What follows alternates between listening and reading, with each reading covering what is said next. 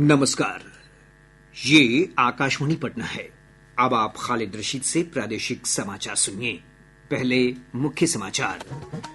प्रधानमंत्री नरेंद्र मोदी ने कहा, पिछले 3-4 वर्षों में 8 करोड़ रोजगार सृजित होने से बेरोजगारी के मुद्दे पर दुष्प्रचार करने वालों को करारा जवाब मिला। राज्य में सक्षमता परीक्षा पास शिक्षकों की काउंसिलिंग 1 अगस्त से शुरू होगी। मौसम विभाग ने अगले 24 घंटों के दौरान किशनगंज, पश्चिम चंपारण, सीवान, रोहतास और समस्तीपुर जिले में कुछ स्थानों पर भारी बारिश की आशंका जताई। और भारत ने चौथे T20 क्रिकेट मुकाबले में जिम्बाब्वे को 10 विकेट से पराजित कर सीरीज में अजेय बढ़त प्राप्त की। श्रृंखला का अंतिम मुकाबला आज खेला जाएगा। अब समाचार विस्तार से।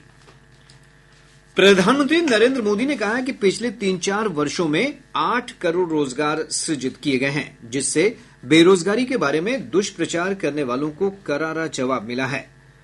मुंबई में भारतीय रिजर्व बैंक की एक रिपोर्ट का हवाला देते हुए उन्होंने कहा कि देश में कौशल विकास और रोजगार की आवश्यकता है और केंद्र सरकार इस दिशा में काम कर रही है।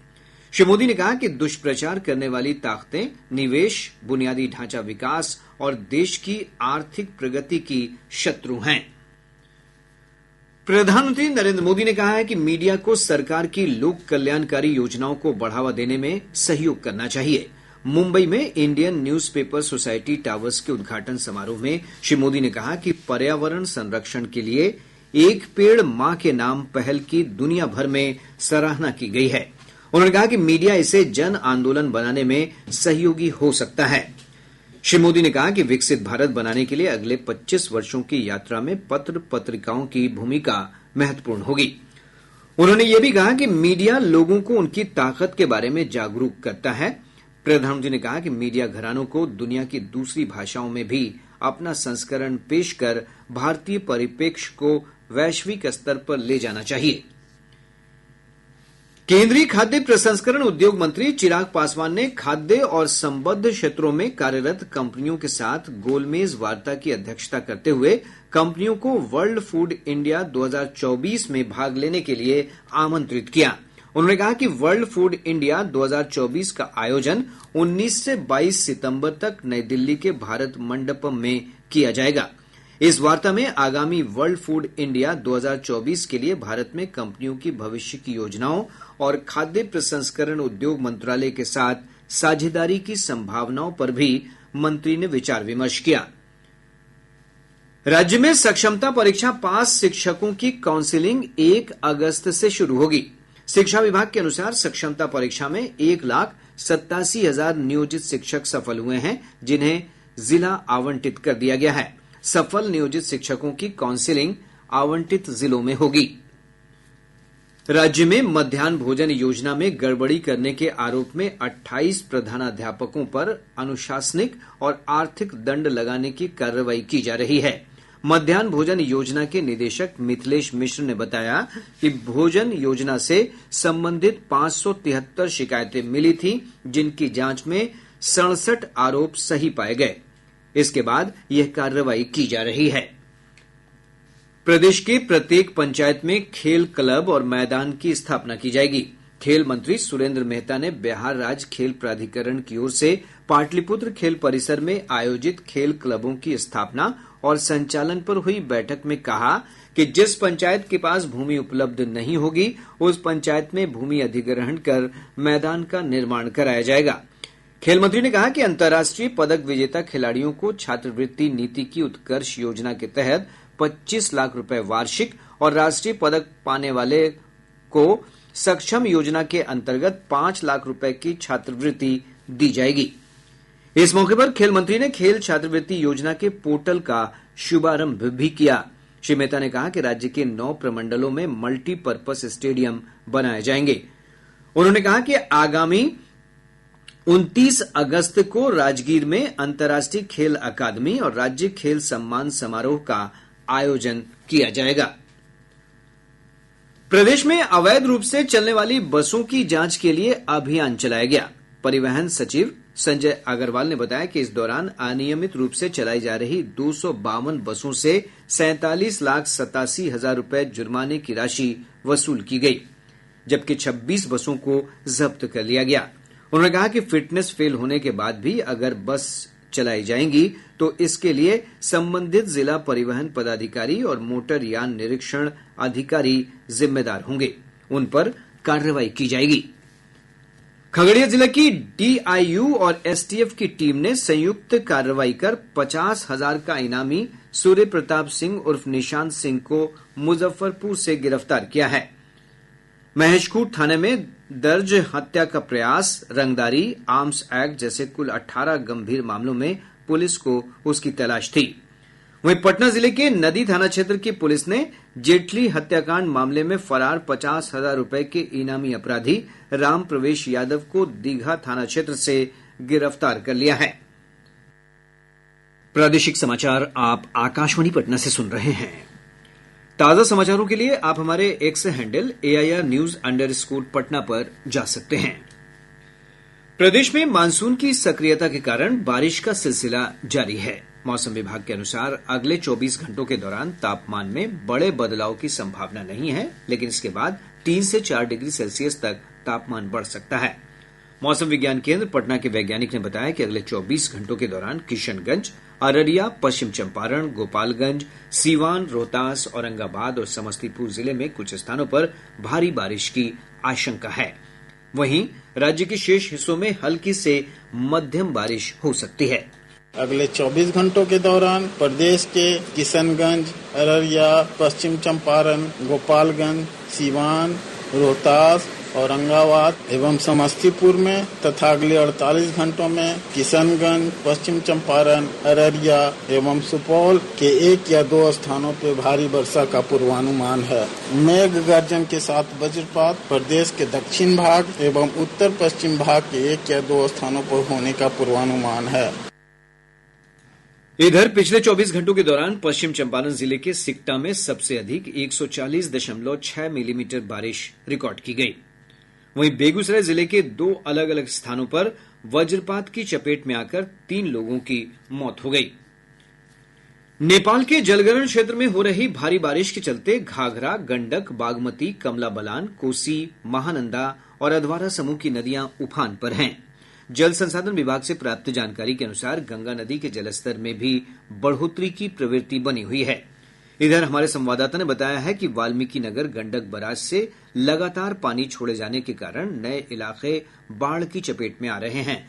पश्चिम चंपारण जिले का योगापट्टी प्रखंड बाढ़ से सबसे अधिक प्रभावित है। पूर्वी चंपारण और गोपालगंज जिले में भी गंडक नदी तबाही मचा रही है। इधर सीतामढ़ी से हमारे संवाददाता ने बताया है कि बागमती नदी के जलस्तर में बढ़ोतरी होने से निचले इलाकों में बाढ़ का खतरा मंडराने लगा है। दरभंगा में कमला बलान नदी का जलस्तर लगातार बढ़ रहा है और ब्यौरे के साथ हैं हमारे संवाददाता। दरभंगा में कमला बलान नदी का जलस्तर बढ़ने से कुशेश्वर स्थान पूर्वी प्रखंड के इटहर पंचायत के सभी 7 गांव बाढ़ की चपेट में आ गए हैं। बाढ़ से लगभग 10,000 की आबादी प्रभावित हुई है। सरकारी विद्यालयों में पानी घुसने से पठन पाठन प्रभावित हुआ है। वहीं खेतों में लगी फसल की भी बड़ी पैमाने पर क्षति हुई है। अंचलाधिकारी गोपाल पासवान ने बताया कि बाढ़ प्रभावित क्षेत्रों में लोगों के आवागमन के लिए 25 नाव उपलब्ध कराई गई है। बाढ़ पीड़ितों के बीच राहत सामग्री का वितरण भी किया जा रहा है। आकाशवाणी समाचार के लिए दरभंगा से मैं मणिकांत झा। मधुबनी जिले में कोसी, कमला बलान और भुतही बलान नदी की बाढ़ से लगभग 1 लाख की आबादी प्रभावित है। शिवहर जिले में बागमती और लालबकैया नदी में उफान के कारण कई निचले इलाके बाढ़ की चपेट में आ गए हैं। सहरसा जिले में कोसी नदी के जलस्तर में बढ़ोतरी से जगह जगह कटाव हो रहा है। कई सड़कें क्षतिग्रस्त हो गई हैं। एक रिपोर्ट। कोसी नदी में आई बाढ़ के कारण महिसी अंचल क्षेत्र के तटबंध के अंदर स्थित एना पंचायत की एना मंगरौनी RWD सड़क 15 फीट में क्षतिग्रस्त हो गई है। इससे आसपास के गांव का सड़क संपर्क भंग हो गया है। वहीं नवहट्टा की हाटी पंचायत के देवका से कटियाही जाने वाली सड़क और पुलिया भी क्षतिग्रस्त हो गई है। इधर तटबंध के अंदर बसे गांव में बाढ़ की स्थिति में कोई सुधार नहीं है। आकाशवाणी समाचार के लिए सहरसा से आरती कुमारी। सुपौल जिले में भी बाढ़ की स्थिति जस की तस बनी हुई है। हमारे संवाददाता ने बताया कि छातापुर प्रखंड में सुरसर नदी के जलस्तर में बढ़ोतरी से सैकड़ों एकड़ जमीन में लगी फसल क्षतिग्रस्त हो गई है। इधर मधेपुरा जिले में कोसी नदी ने तबाही मचानी शुरू कर दी है। कई निचले इलाकों में बाढ़ का खतरा मंडरा रहा है। एक रिपोर्ट। मधेपुरा जिले के आलमनगर प्रखंड क्षेत्र के किशनपुर, रतवारा, खापुर और गंगापुर पंचायत के कई गांव पर बाढ़ का खतरा मंडराने लगा है। अंचलाधिकारी दिव्या कुमारी ने बताया कि बाढ़ की आशंका को देखते हुए प्रशासन पूरी तरह सतर्क है। उन्होंने बताया कि 3 जगहों पर नाव परिचालन की व्यवस्था की गई है। इधर चौसा प्रखंड के 5 पंचायतों में कोसी नदी का पानी फैल गया है। इससे लगभग 25,000 की आबादी प्रभावित हुई है। सड़कों पर पानी के आ जाने से आवागमन भी बाधित हुआ है। आकाशवाणी समाचार के लिए मधेपुरा से मनीष कुमार वत्स। भागलपुर जिले में भी कोसी और गंगा नदी के जलस्तर में हो रही बढ़ोतरी से निचले इलाकों पर बाढ़ का खतरा बढ़ गया है। भारत और जिम्बाब्वे के बीच खेले जा रहे 5 T20 क्रिकेट मैचों की सीरीज के चौथे मुकाबले में भारत ने जिम्बाब्वे को 10 विकेट से हरा दिया। इस जीत के साथ ही भारत को 3-1 की अजय बढ़त मिल गई है। जिम्बाब्वे ने पहले बल्लेबाजी करते हुए 7 विकेट पर 152 रन बनाए। भारत ने यह लक्ष्य 16वें ओवर में ही हासिल कर लिया। यशस्वी जायसवाल ने 93 रन बनाए और उन्हें मैन ऑफ द मैच घोषित किया गया। श्रृंखला का अंतिम मैच आज हरारे में खेला जाएगा। यह मैच भारतीय समयानुसार शाम 4:30 बजे से शुरू होगा। अररिया जिले के फारबिसगंज थाना क्षेत्र से पुलिस ने 21 ग्राम स्मैक के साथ 2 तस्करों को गिरफ्तार कर लिया। सीवान के सराय थाना क्षेत्र के पासवान चौक के पास अपराधियों ने जयप्रकाश विश्वविद्यालय के पूर्व कुल सचिव और राजसिंह कॉलेज के दर्शन विभाग के प्रोफेसर रवि प्रकाश सिन्हा को गोली मारकर घायल कर दिया। पुलिस मामले की छानबीन कर रही है। अब पटना से प्रकाशित प्रमुख समाचार पत्रों की सुर्खियां। आज के सभी समाचार पत्रों ने अलग अलग खबरों को प्रमुखता से प्रकाशित किया है। हिन्दुस्तान ने विधानसभा उपचुनावों के नतीजे को बड़ी खबर बनाया है। अखबार लिखता है, देश में इंडिया गठबंधन को 10 और एनडीए को 2 सीटें मिली। रुपौली में निर्दलीय शंकर सिंह जीते, जदयू पराजित। दैनिक जागरण की बड़ी खबर है, परीक्षाओं में गड़बड़ियों के बाद एनटीए का बदला रवैया, अब छुपाने लगी है सूचनाएं। दैनिक भास्कर ने केंद्र सरकार के जनगणना शुरू कराए जाने की खबर पर शीर्षक दिया है, 4 साल बाद जनगणना की तैयारी में केंद्र, 2025 से राष्ट्रव्यापी हाउस लिस्टिंग संभव। प्रभात खबर ने लिखा है, महाबोधि मंदिर परिसर के नीचे छिपे हैं पुरातात्विक अवशेष। आज अखबार की सुर्खी है, नेपाल के प्रधानमंत्री बनने को ओली तैयार। और अब अंत में मुख्य समाचार एक बार फिर। प्रधानमंत्री नरेंद्र मोदी ने कहा, पिछले 3-4 वर्ष में 8 करोड़ रोजगार सृजित होने से बेरोजगारी के मुद्दे पर दुष्प्रचार करने वालों को करारा जवाब मिला। राज्य में सक्षमता परीक्षा पास शिक्षकों की काउंसिलिंग 1 अगस्त से शुरू होगी। मौसम विभाग ने अगले 24 घंटों के दौरान किशनगंज, पश्चिम चंपारण, सीवान, रोहतास और समस्तीपुर जिले में कुछ स्थानों पर भारी बारिश की आशंका जताई। और भारत ने चौथे T20 क्रिकेट मुकाबले में जिम्बाब्वे को 10 विकेट से पराजित कर सीरीज में अजय बढ़त प्राप्त की। श्रृंखला का अंतिम मुकाबला आज खेला जाएगा। इसके साथ ही आकाशवाणी पटना से प्रसारित प्रादेशिक समाचार का ये अंक समाप्त हुआ।